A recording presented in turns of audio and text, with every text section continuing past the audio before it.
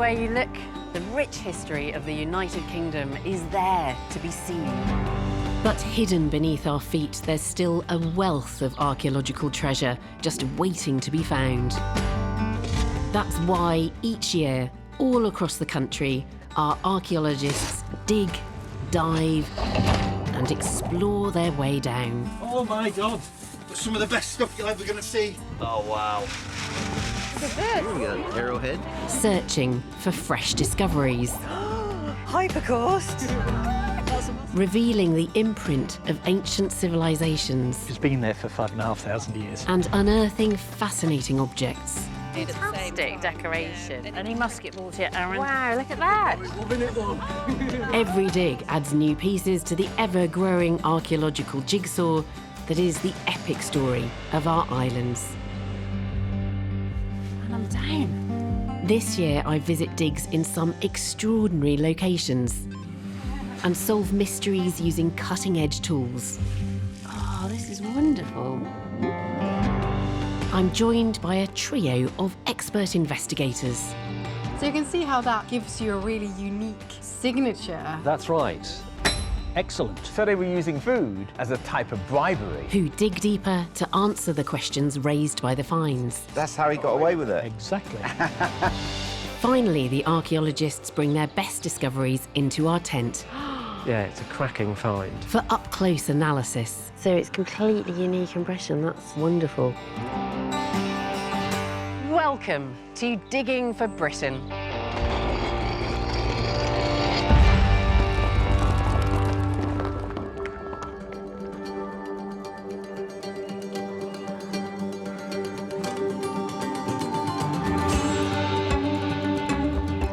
This time we take a look at the most fascinating digs and discoveries taking place in the east of the country. I return to the site of one of the most extraordinary Roman finds of recent decades. Oh, wow, look at that. Where an entire villa complex is being revealed. Each of these layers is another phase of occupation, isn't it? In Hull, a Tudor fort has been built from the rubble of once magnificent monasteries. So what is it then? This is the central part of a spiral staircase. Yes. And we see hunting weapons mysteriously abandoned on an ancient island in Yorkshire 11,000 years ago. And then you start wondering why, don't you? Wondering if this is just purely functional, whether there's, I hate to use the R word, but a bit of ritual associated with this.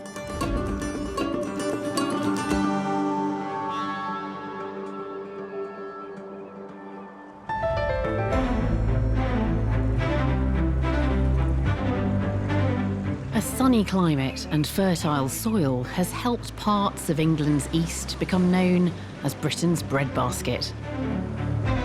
The Romans recognised this advantage.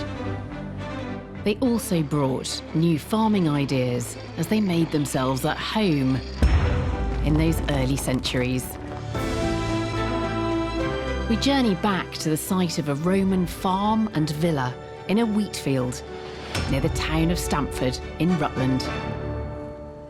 I was here in this field almost exactly a year ago, witnessing what has to be one of the most astonishing, beautiful and unexpected archaeological finds that I've seen in my lifetime.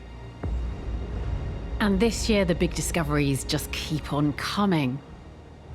It all began in 2020 when a farmer's son spotted a clear rectangular crop mark in his dad's wheat field. Jim Irvin and his family investigated and soon found they'd uncovered hundreds of small coloured tiles known as tesserae. There's another panel! There's another panel! Hooray! University of Leicester Archaeological Services were quickly called in. I'm just tickling it and I'm getting more mosaic underneath. They soon realised they had something very special on their hands, a huge and exquisite Roman mosaic. And in 2021, My heart is racing. I was lucky enough to help uncover it. Oh, Jim, I'm quite emotional doing this. It's just amazing. But the mosaic and the large building it was inside were just the tip of the iceberg. surveys showed a number of other substantial structures spread across the field, hidden just beneath the surface. Now I'm back and this is looking completely different from last year, and I can't wait to see what they've uncovered. John Thomas is back overseeing the investigation of this villa complex that extends over 13 acres. John, I couldn't wait to come back this year to find out how things were progressing. So what are you doing? So if you imagine the mosaic is the sort of cherry on the top of the cake, we've come to investigate the cake of the site this time. And we wanted to look at a range of different building types that we could see to try and get an idea of the chronology of the site, who lived here when, and how did it develop over time. Yeah, because presumably there's the potential that actually it spans a good few centuries. Yeah, we think so. I mean, we're looking really to try and get a better insight into how it all developed and the history of the site. Last year's spectacular mosaic has now been reburied for preservation. And it's still there under our feet. It's still there, yes. Yeah. But in the same villa in an adjacent room, dig leader Jen Browning has another mosaic to show me. And if we peel this back as far as we can... Oh, wow, look at that. Oh, look, there's a little bunny. They're everywhere. Yeah, well, the Romans brought them, didn't they? So he must feel at home. Off he goes. Back to safety. That is beautiful. What a lovely design. It's amazing. Yeah, there's all these intersecting circles in blue and terracotta. And they're creating these kind of lozenge shapes. But the more you look at it, the more you see. I mean, you can see almost like sort of star shapes in there or flower shapes. Yeah. It's just incredible, really. The team believe this high-status villa, with its beautiful mosaics, was built late in the 4th century, an addition to a large complex made up of around a dozen individual buildings. Whoever lived here was clearly very rich. The wider villa complex is providing clues about the source of that wealth. These buildings sat at the centre of a large working farm. Outside this pit, away to the right, we have this gully. And what we're finding here and in the other features we're excavating is that many of them are filled with burnt organic remains. Lots of botanical remains from cereal crops that are either being processed or damaged in storage. If the villa is the final cherry on the top, the building that's being uncovered at the bottom of the field is turning out to be a layer cake of clues, taking us back to earlier centuries. So it stretches all the way from the wall that you can see there, right the way under our feet, right the way back to just before the fencing. Yeah. So this is all within the building. That's massive. What are we looking at? 20, 30 metres? Yes. Yeah? Yes, something like that. Yeah. Here, there are clear traces of how the owners of this farm changed and improved their buildings over time. This is so complicated. Yes. Can we get down and have a look at it? Complicated. There's so much like going on. So look down there. That's a post hole. That is a post hole. Because what's happened is they've built the wall around it. Oh, OK, so the timber's still in situ. So this massive big post is still in situ, and then this is all being built around it. It becomes part of the wall. It's in the wall. Yeah. Yeah. Does it start off life, do you think, as a timber building, which then later gets these stone walls kind of built into the skeleton of that timber building? I think that's very much the case. And that's why it's so interesting to have the contrast between what we're getting at this end of the building and what we see at the other end of the building, which is so much simpler, presumably for agricultural purposes. Yeah. So, you know, it's something that develops quite richly, really, as time goes on. And someone spotted its residential potential. Could this be Britain's earliest barn conversion? So is this a villa in its own right? This is like the residential side. Yeah. So what we... Hypercaust? Yes. Oh, and it's not just one hypercaust. Beautiful. There's two. The upgrades to this building include this hypercaust underfloor heating system, which circulates hot air from a furnace. It's the signature of a comfortable Roman lifestyle. I mean, what's really important about this room is how hot it is. And we know that it's really hot because these are box flue. So these are, you know, they're taking the hot air up the wall, They're hidden behind the plaster. Oh my God! And we've actually got and they're remains actually there in situ. Yes, because you find pieces of this on Roman villa sites, but to here see you them can in actually situ. so you can see the shape of the box. Yes, yes, and so this is a channel in the wall with hot air that's been circulating around there, and then it's being sucked up these flues, and it's heating the walls as well. Then, isn't it? That's right, and they're really close together. Yeah. So it's very warm in here. The quality of this hypercaust suggests someone here was investing heavily in creature comforts, building a small but perfectly formed mini Roman spa. So you come through the really hot caldarum, the sauna, into the tepid area, slightly cooler but still warm room, and then you come and jump into this cool bath at the end. Yeah. Yeah, all squeezed into this very small space. Yeah. It's incredible. The timber post holes, along with some datable coins, suggest this was one of the earlier buildings within the villa complex. Will the knees work? Yes, they will. This building would undergo repeated refurbishments over perhaps 2 centuries, one on top of another. This is beautiful. You've got to come down here and have a look at this. This is absolutely gorgeous, because each of these layers is another phase of occupation, isn't it? Yes. There's another floor level, and you can just see them. I mean, how many do you think you've got here? 1, 2, 3, 4, 5, 6, 7, 8. 8 at least. There's probably more. The phases of development across the site, with a range of domestic and agricultural buildings, suggest at least 300 years of active use. The villa complex became more lavish over time, and this country estate would have teemed with dozens of people, slaves, servants, and the owners. The personal items emerging from the ground give us a glimpse of the people who lived here, as Historic England's find specialist Rachel Cubitt is showing me. We have had 2 or 3 of these lovely bone hairpins, so they're sort of similar in having a globular head and then a shaped shaft. Mine tapers from the head to the tip. Yeah. The fact that yours has a swelling shaft means it's slightly later in date. That's mid-2nd century onwards, whereas these are slightly earlier. Yeah. We know that Roman women wore their hair in updos and they put pins in to secure them. So, I mean, it makes sense that there would be women on this site, but we've got evidence for them here in their hair fixings. So that's I'm kind of wishing I'd done that with my hair today, actually. It's blowing all over the place, yeah. So that's actually giving you some clues as to the earliest phases of this site? Yes. Yeah. What's in so that our box? star object really is in here. This is a pair of dividers.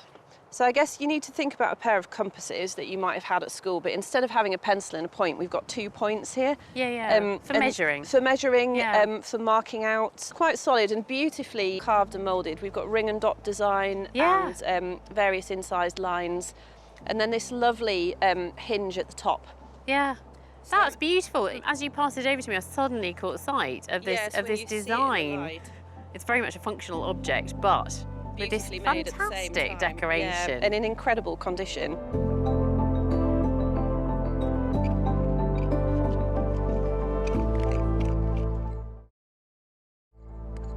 What is really interesting about coming and seeing this excavation as it happens is that you are getting an idea of how this place evolves over time. I think when you visit known villa sites, you're often presented with just a snapshot of that villa at a particular time in a particular century. Here what we're getting is the way that all these buildings, there's a whole load of buildings in this field, the way that they changed through time.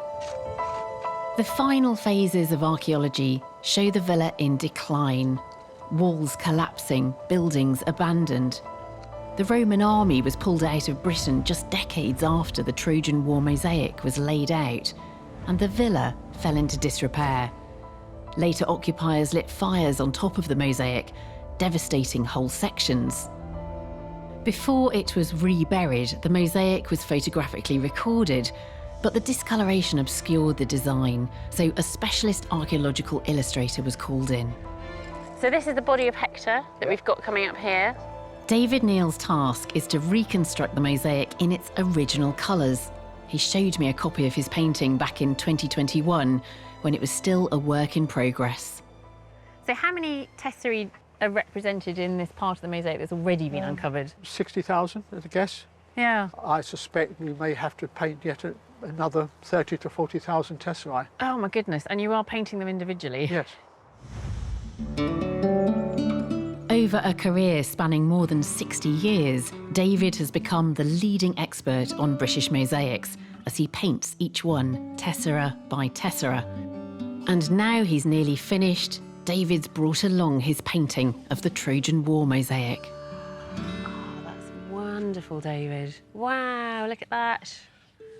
If you remember, you've got Hector fighting Achilles. Yeah. Then Priam pleading for mercy. And this is a little bit of the mosaic That's the bit that you excavated. That's yes. right. Yeah. Yes. And Hector very dead, very white. But I just think it's magical. David has had to paint around 100,000 tesserae to create this image.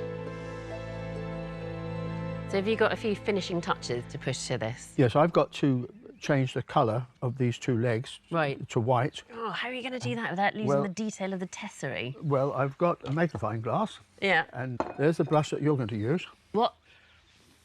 I'm not going to touch this. No, but we're going to get you to do a little sketch, well, not a sketch, painting some tesserae. Okay.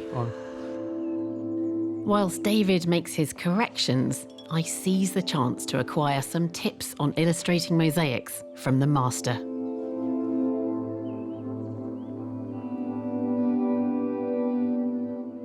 So, why is this better or necessary alongside the photographic record? The whole point about drawing the mosaic is that by emphasising the lines, it's clearer than a photograph. Yeah. Problem, of course, has been trying to illustrate Achilles up here because it was so burnt. So I've removed the burning. I've tried to establish what the colours were originally. So it's in that respect, it's a recreation. Yeah. I don't attempt to restore the missing areas. No. But the very process of observation is part of the archaeological process. Yeah. It is slow and requires immense patience. But the colour and composition of this Roman masterpiece are brought back to life through David's technical expertise. It's a truly specialist skill, and in our digital age, at risk of becoming a lost art. So, David, have you got apprentices lined up doing this work? Alas, I have to report, I don't have any youngsters coming along to do this work, and it's a great shame. How's it going? It's going all right, but I've got a large hole here, so I'm having to fill it in with uneven tesserae. Oh, that's coming along nicely. Yeah. Yes, I think I'll pass on the baton to you. I think I'd have to have a very good audiobook to listen to.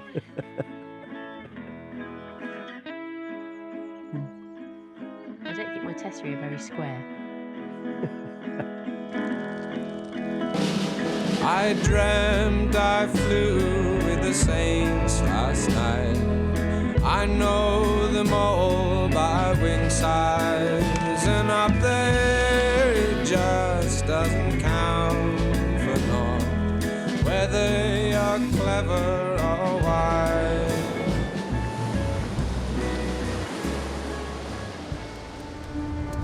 As we travel further back in time, long before the Romans arrived, the traces of our ancestors in the landscape become more scarce. Each rare glimpse is very precious. This is especially true of the time before farming, when people were still nomadic and lived by hunting and gathering. But as archaeologists are finding at our next dig, just outside Scarborough in East Yorkshire, life in the Mesolithic was about more than just simple survival. Traditionally, people think about animals in terms of resources, calories, food. I'm really interested in thinking about what other things animals may have been to humans in the past. Nick Overton is one of several leading archaeologists who've brought their students to dig on this patch of slightly elevated land. If you were standing here 11,000 years ago, we would actually be standing on an island in the middle of an ancient lake. The island was no bigger than a couple of football pitches and surrounded by a vast lake. Over thousands of years, the trees and plants growing in these wet conditions would rot down to form a thick layer of peat. Peat retains the moisture, so we are getting wood and animal bone, which looks like it's as fresh as the day it went in. The animal bone have really fine cut marks that we can see, which are great traces of human activity. So the preservation is absolutely incredible. Examples of this amazing preservation have been captured on the team's dig diary. Here we have a hazelnut. It fell off a tree about 11,000 years ago. Perfectly preserved. These discoveries are all coming from a narrow strip at the island's edge, where the water would have been just half a metre deep. The shoreline is very much a Goldilocks scenario. It's the right place to find potentially intense places of activity that gives us a really good snapshot into what people are doing. This is a pretty large flint flake. It's quite exceptional to get these large pieces on Mesolithic sites, I think. I've been traveling for a bit and I didn't find anything. I was like, okay, it's 3 o'clock, I have to go home. And I was like, 5 more minutes. And I hit this. I was like, okay, last find of the day. That's good, that's good. A flint like this could have been brought to the island to butcher hunted animals. We are finding the remains of elk, auroch, wild boar, red deer. But it's the evidence the team aren't finding that is surprising. It looks like not all of the animal body is present. So we're getting vertebra, we're getting ribs, we're getting scapula, so the shoulder blades, and then there's a real gap. So the limbs, almost entirely missing, and then we get down to the feet and they're present again. They are killing animals, they are processing them in some way, and then parts of the animal bodies are being brought to this site and intentionally deposited in this water. It's also a really discrete group of bones. It's spreading just across our trench and about 4 or 5 metres wide. So it feels like it's not just a random scatter of odd pieces of bone. It feels like it's a really intentional act of deposition. Adding to the mystery is the discovery of exceptionally rare hunting tools placed alongside the animal remains. Dig co-leader Amy Gray-Jones carefully lifts one of them from the peat. So I've just come across this group of artefacts and I can see we've got a barbed antler point here. The barbs carved into this piece of antler make it into a lethal spear point, which would have stuck in the flesh of an animal or fish. To have a complete barb point is really special.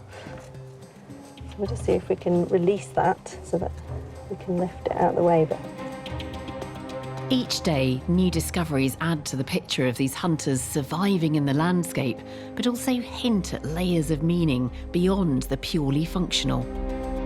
They are foraging, they are hunting and gathering and fishing, but they also have really rich and complex lives where they are interacting with the world around them. We're really hopeful that we can start to get a grasp on when people are coming to this site, how often they're using the site, and also what they're doing. It's very exciting. I think we're still pinching ourselves a bit.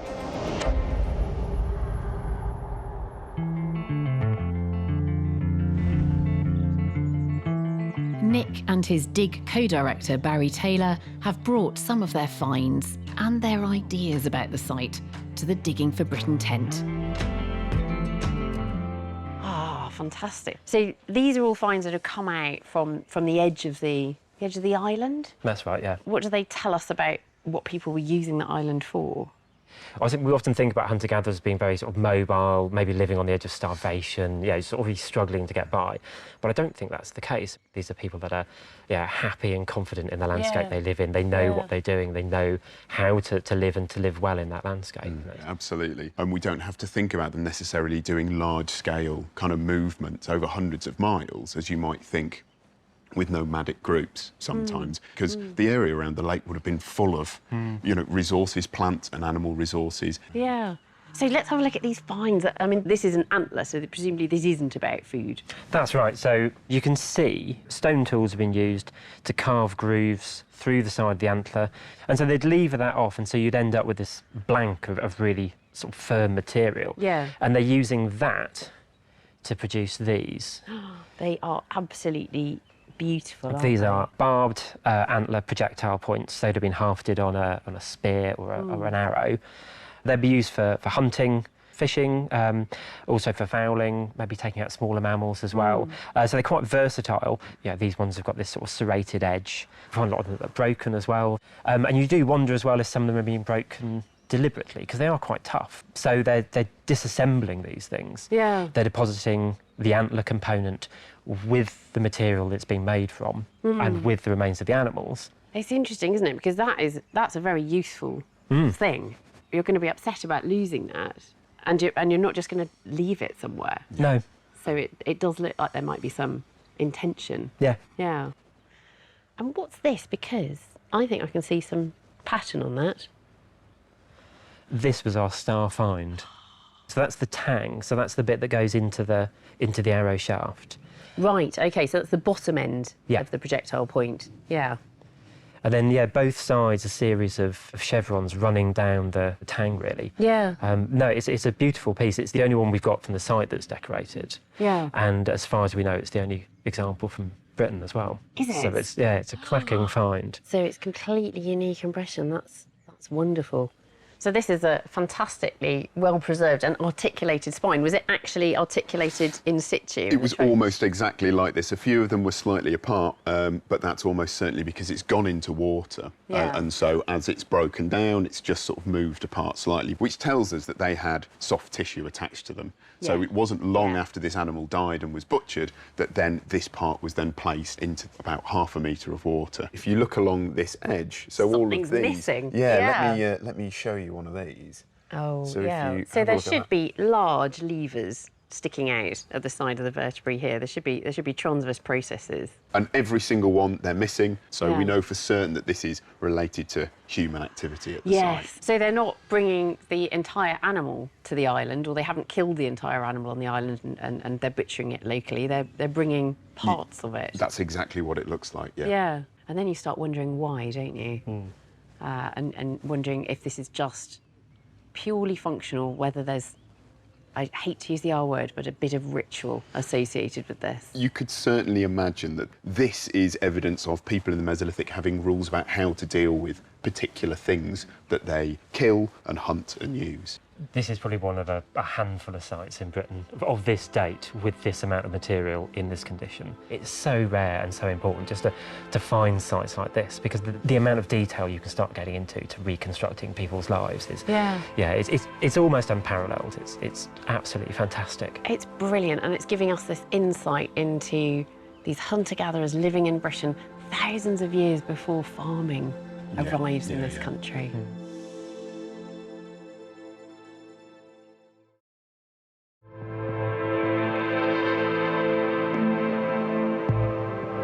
For centuries, the seas around Britain have been crucial to trade and transport links with the continent.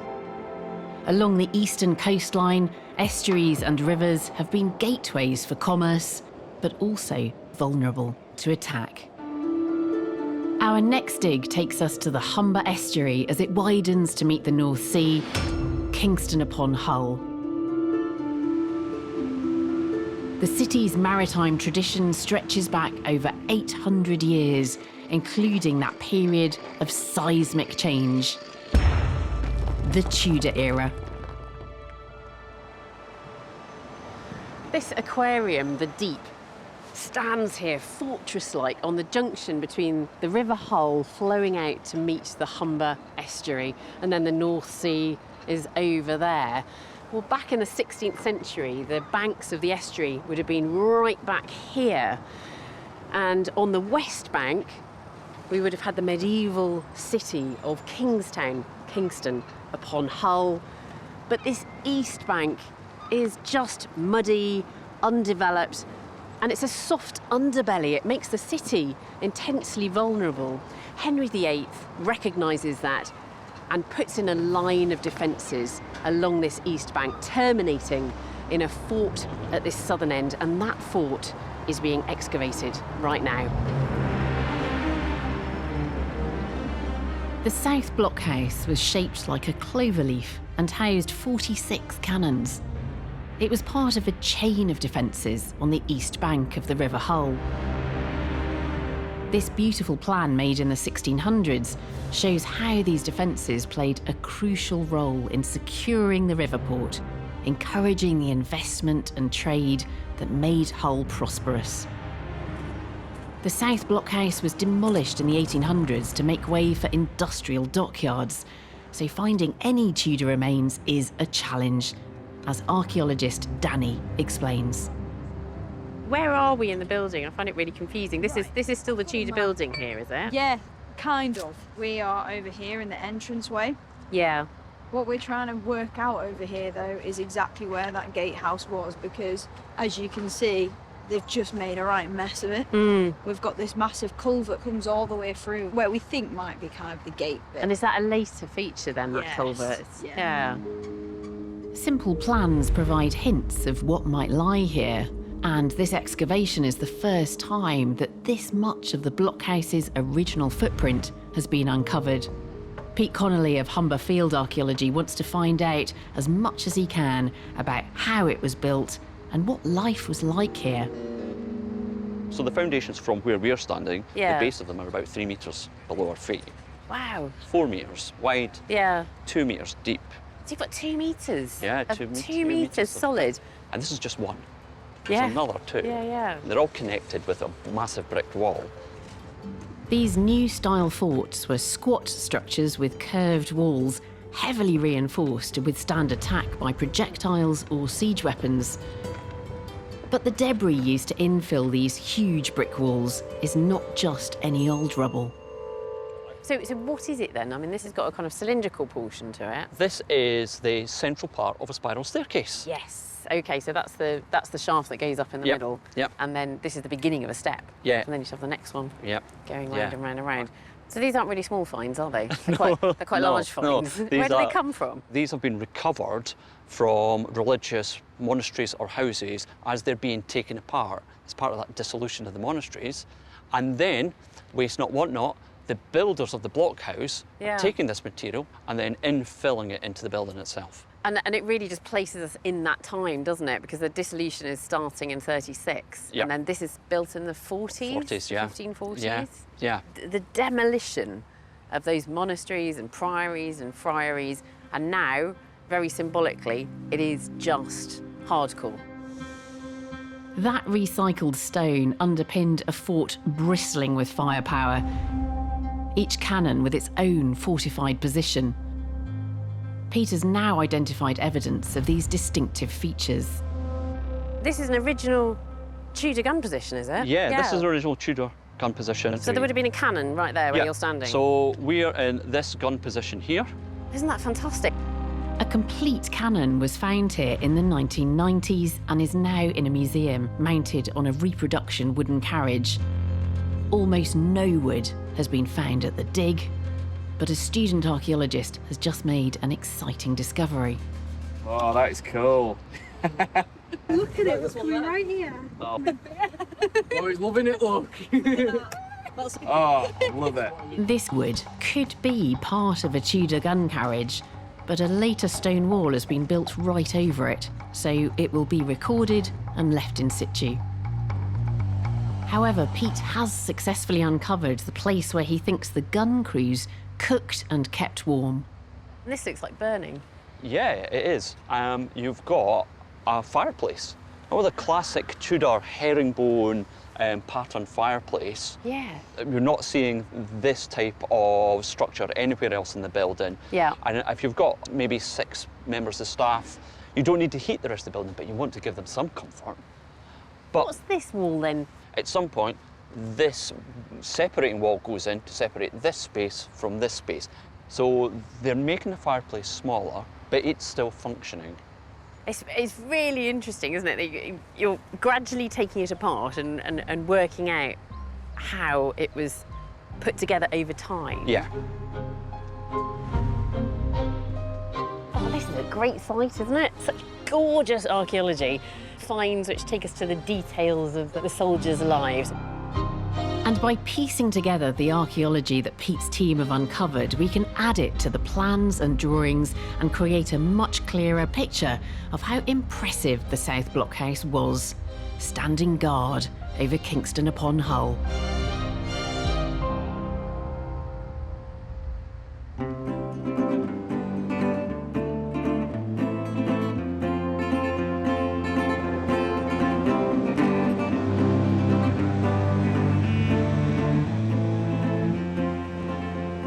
The Neolithic is when farming arrives in Britain. It was a completely new way of life, replacing the hunter-gatherer existence of earlier ancestors. But those early farmers were still using stone tools. They weren't yet making anything out of metal. That's not to say their tools were crude, far from it. The cutting-edge technology of the time was based on this, flint.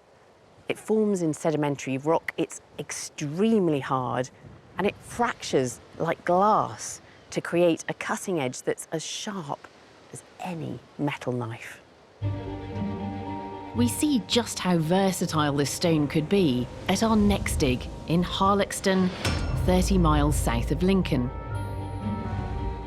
The rather splendid Harlexton Manor is an international college, and Emily Stamiti is running a summer dig for overseas students.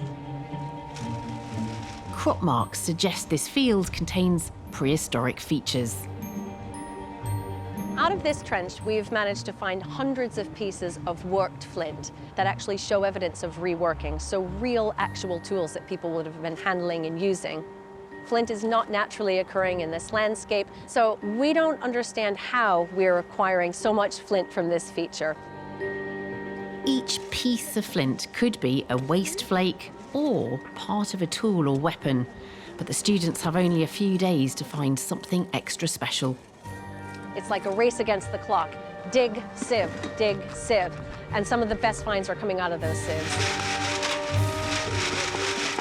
Ooh, oh nice. Look at this. So here's a piece of a flint. I think you can tell it's worked. I seem to see some percussion ripples going down this way. So far, over 600 flints have been catalogued by find supervisor Kim Jones. This edge has been deliberately broken. You've got a cutting edge there that's still quite sharp, and the rounded ended into a scraper. Best way to think of this is a multi-tool. You can cut, scrape, and scoop, all in one tool. So we found this like biface here. We got an arrowhead. We were just trying to follow this trench here, and so we were shoveling up some of the loose dirt, and just happened to be poking out right there. That's pretty cool, actually. This barbed and tanged arrowhead is from the late Neolithic or early Bronze Age.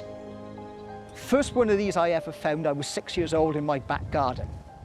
I'm now 54, I've been an archaeologist for over 30 years. This is only the second one I've held like this. So forget gold coins. That is actually a better find. Most arrowheads are something pretty primitive. Once you go to this, barbed tang, fine flaking, this is overkill, this is bling. You don't need this for everyday use. They've worked them specially. This site shows just how skilled those flint knappers were, able to shape this stone with great precision and to make a variety of different tools. Stuart Pryor is going back to school to sharpen up his knapping knowledge and see how this technology developed over time. I'm fascinated to see what it takes to make a usable flint tool. So I've come to meet James Dilley. Hey, Stuart. How are you doing? An absolute authority on flint knapping skills and their history. I see we're surrounded by the tools and the flint of your trade, James. Yeah, it's a skill that anyone can really do because it's not about strength. And the way that I'm going to get into it is to use another very much Stone Age tool, just a beach pebble. Okay. No, nothing too refined even Yeah, at this stage. And this is usually when people are expecting a really big strike onto the flint, but it's not, because you can hit it like so. And you've got, that's brilliant. With a fairly light strike. I've almost just used the weight of the stone. So I've experimented with using flint tools in the past, but I've never made the tools themselves. Good. Tilt the flint downwards a bit more, that's it. This is hard, very hard. Good, yeah. Oh, there we go. A bit more of that. Excellent. Oh, that sounded good. That real crisp crack. That's a great one. So, this would be a good blank, a good flake to turn into something like a scraper. So, with a smaller, slightly rougher pebble, all you really need to do is just tilt it down again in your hand or even against your leg and just start taking some very small flakes off. So working on this, it's like the tools, the trade, for absolutely everybody. It goes right through society, from the youngest kids all the way to the grandparents. And it would have been integral to their daily lives, from waking up in the morning and preparing some food, using the stone tools then, or going out for a day's work with a stone axe to clear some forest. The flint flake I made easily skinned locally culled deer meat. I cannot believe how useful this tool is and how quickly we've managed to produce something that was workable. And you can see, look at the thinness of that. It's just so impressive. It's amazing how quickly I can make an effective stone tool using just a pebble and flint core. But relying on Neolithic tools to take these flakes to the bling level takes a lot of patience and skill. So James, you're recreating that barbed and tanged arrowhead from Harloxton. This arrowhead fast forwards us to the transition between late Neolithic and early Bronze Age. In this period, copper was used in tools, allowing creation of finer details in flint work. Arrowheads were made like this back in the early Neolithic when they were using antler pressure flakers. And an antler by itself would be good up until about this stage. But to really turn this into a recognisable barbed and tanged arrowhead, I need to start flaking 2 notches from the base. So that tool gives you more control? I could make the antler very, very thin to fit into those notches, but it just doesn't have the same strength. So the antler tool will just keep breaking at the end of it. So I've got some flexibility with copper, as well as it being a flexible metal and soft as well. And I need that slight softness so that as I push into the edge, that the hard flint still bites into the copper. So as I'm pushing those notches steadily across the back, from the base of the arrowhead, you can see they're getting longer and longer. I've seen them in museums, but actually to see one made before your eyes is quite startling.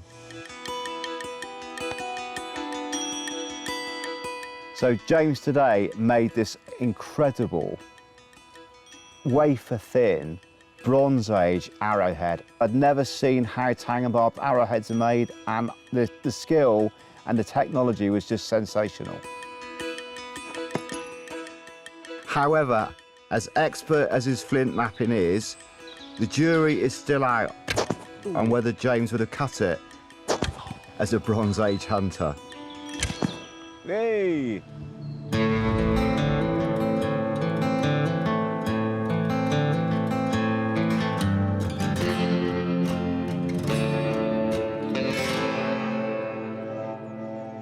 When you see an object on display in a museum, it can seem as though we know everything there is to know about it. But sometimes a crucial detail may have been missed, or perhaps we know more about the period now than we did at the time of its discovery. Or it may be that we can revisit it and unlock new information using modern scientific techniques. Now, this is exactly what happens in our next story, and that process of rediscovery started with a keen eye. For this investigation, we return to the city of Hull. Tucked away in the historic Old Town is the Hull and East Riding Museum of Archaeology. Inside is one of the best collections of Iron Age artefacts outside London. So no surprise then that Iron Age expert Mel Giles knows it well. One object that's always caught my eye is this beautiful long brooch, which is more colourful than any brooch I've seen from the Iron Age. Found in 1900 in East Yorkshire, this unusual brooch has been on display since the 1940s, but has never been examined in detail, leaving many questions unanswered. This brooch has packed within it so much history about the Iron Age and about what it might have meant to people and the connections it embodies. Mel asked the British Museum's top Iron Age brooch specialist to undertake an in-depth scientific examination. And the results are coming through, so Kat Jarman is investigating. I've come here to meet Sophie Adams, who's been looking at this unique brooch in extraordinary detail for the first time in nearly a century, to find out exactly what modern methods can reveal about it. Sophie, hi. Hi, Kat. Ah, wow, it's stunning. But what's so special about this particular brooch? The thing that really stands out for everybody is the decoration along the bow of it. Yeah. So you've got lots of different materials, haven't you? Exactly. And if we start with slightly lower resolution, but still a close example we can have here, and we have a look at the objects. This low magnification allows us to begin to see detail in the decoration. But is it possible to identify what materials these Iron Age craftspeople used? So, Kat, can you see on the screen there the surface of the object? The first decoration we look at was thought to be malachite, a green stone commonly used in the Iron Age. You can see that, so it's almost like it's got a different colour underneath, and then it's got patchy bits of the green over the top, which look quite a lot like the corrosion on the other side, doesn't it? Exactly. It's that bright bluish green really stands out for you there. We have, over the top of the material, these copper corrosion products, just as you might get where bronze corrodes itself. So that's masked the material underneath it. A higher magnification confirms even more clearly that the copper oxide corrosion has obscured the identity of the original decoration. So it's a shell that's of kind of pinky colour and gone green from the corrosion. But it's a particular type of shell, often known as a tusk shell or Antalis vulgaris, which is a very pointy shell that occurs in southwest Britain and western Mediterranean. Oh, okay. And they've cut it down and shaped it and put it into the cell here. It's our first breakthrough. The materials in this brooch, found buried in a Yorkshire grave, were far from local. Sophie was able to investigate a second type of decoration on the brooch in even greater detail. In the middle we have these beads, and we examined with the scanning electron microscope. And this can give you really good detail of the topography of the material and the composition of it. So this is going even closer, getting right in there. Now Sophie's images show the beads magnified several thousand times. Just looks like gravel, doesn't it? Or something like that. It does, doesn't it? Yeah. But as we zoom in, the texture that's showing up here. It's not much to look at, but this surface microtexture is almost like a material fingerprint. Sophie cross-checks this unique marker against other known materials in a database. We've been able to identify that they're Corallian rubrum. Which you may be more familiar with as just red or pink coral, which is coming from the Mediterranean. And that is just such an exciting result, because actually the difference between having coral from the Mediterranean or just some stone that you might be able to find locally That's actually huge, isn't it? And that's you wouldn't know that 100 years ago because you didn't have those methods available to you. Yeah, so it's like we've re-excavated this brooch, you know, we're treating it as it's a new find. Yeah. Putting the science that we have available at it. Yeah. And we can find out new things. Sophie's findings show how Iron Age Britons had extensive trade networks. That's so exciting. Because then the question, of course, is which part of this travelled? You know, was it just the materials? Was it a craftsperson travelling with it? There's so many things, isn't there, that you can get from that. Well, we call this really a microcosm of the Iron Age. It's wonderful. It just shows you the power of every little object to tell something so much bigger about the entire period, really, I think.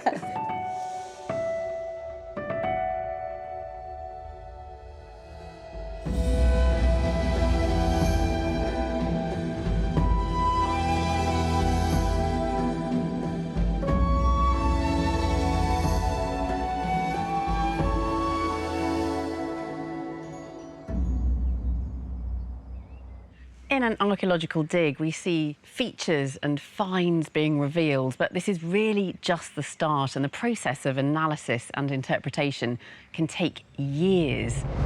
Especially when the site is not only huge, but also perhaps the most complete time capsule of prehistoric life ever found in Britain. This extraordinary dig took place in the fenlands of Cambridgeshire, at Must Farm, just 3 miles from Peterborough.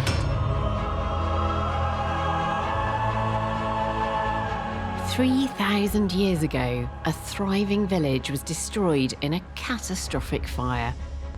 The roundhouses collapsed and sank into the marshy fens, where their timbers and their contents were perfectly preserved in the sediment. It's unbelievable, isn't it? It's beyond any sort of dream of what you could do within archaeology. The discovery of this community frozen in a moment of disaster earned the Must Farm site the nickname of Britain's Pompeii. Archaeologists suddenly had an astonishingly clear window into domestic life in Britain during the Bronze Age. The way that people arranged and divided up their living space inside roundhouses has never been well understood, so it was remarkable to find distinct kitchen areas in each house that were also very well equipped. So we've got a bowl here, there's a wooden platter starting to come up here, there's a big storage vessel just there, there's more bowls just over here. These pots and bowls, some still containing food, were potentially the most revealing finds at Must Farm. They were also very fragile. Now, Andrew Broodnell and Chris Wakefield from the Cambridge Archaeological Unit are ready to share their latest findings from this incredible site.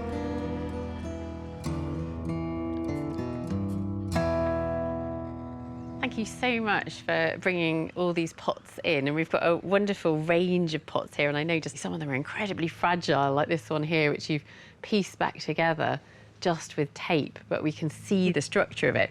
How many potsherds were you dealing with, and how long did it take you to know which pieces belong to which pots? Almost 2,500 sherds of pottery.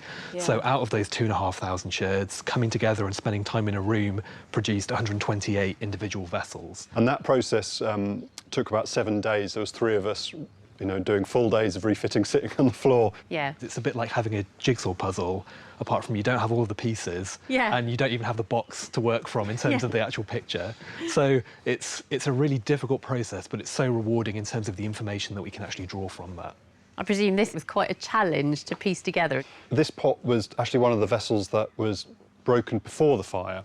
So this actually, we found fragments of this pot inside 2 different structures. So what we've done here is to stick all those bits back together, and we did this so that and kind of create a sort of scattergun image of where these different sherds came from across the site and how they refit between the two buildings. It's also really important to get the complete profile of the vessel so that we can draw it and we can calculate the volume of the pot. So we're looking at a pot that has been stuck together using masking tape as part of the process of analysis, not as a way of displaying it. It is a form of analysis to work out where those things came from. Are you going to take it apart again then? Yes. You are? After all that work? Yeah. Not all the ceramics were broken. Some pots were complete and even contained the leftovers of a meal. You can see the sort of carbonised remains within the pot. Sometimes you can see grains, fragments of leaves and things like that. Since then, these burnt food remains have been tested in the lab.